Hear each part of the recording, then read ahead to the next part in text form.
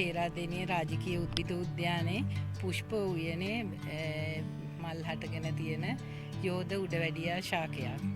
ඇත්තෙන්ම මෙහි මල් පිපෙන්නේ අවුරුදු ගානකට සැරයක් තමයි තියෙන්නේ පිපෙන්නේ. මෙහි විශේෂත්වය තමයි මේ කුලය. එහෙම නැත්නම් ඕකිඩේසියේ කියන කුලයට අයිති විශාලම ඕකිඩ් ශාකය තමයි මේ දකින්න ලැබෙන්නේ. මේ හරිම දුර්ලභයි. උද්භිද උද්‍යානවල දකින්න ලැබෙනවා. ඇත්තටම මේ ශාක අපි හිටෙව්වේ 2022 අවුරුද්දේ මේ ජූලි මාසේ මුල ඉඳන් තමයි මේ පුෂ්ප පිපෙන්න ආරම්භ වුණේ.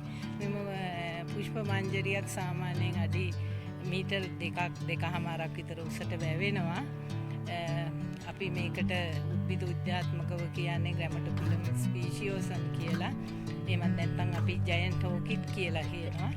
මේ පුෂ්පේ ගත්තොත් මේ අඳුරු කහ පැහැති පුෂ්පේ තද දුඹුරු පාට පැල්ලම් තමයි තියෙන්නේ. ඒ නිසා මේකට ටයිගර් ඕකිඩ් කියලාත් කියනවා. මේ හරිම දුර්ලභයි. ඒත් එක්කම යම් කාලයකට පස්සේ තමයි මේ ඕකිඩ් මල් හටගන්නේ. ඒ නිසා මම සියලු දෙනාටම ආරාධනා කරනවා පේරාදෙණිය උද්භිද උද්‍යානයට පැමිණිලා මේ අපේ ජෛව විවිධත්වයේ රස විඳින ගමන් ඕකිඩ් පවුලේ මේ තියෙන විවිධත්වයේ අතරින් ඊටම කලාතුරකින් දකින්න ලැබෙන මේ ජයන්ට් ඕකිඩ් මලත් දැක බලා ගන්න පේරාදෙණිය උද්භිද උද්‍යානයට පැමිණෙන්න කියලා හැමෝටම ආරාධනා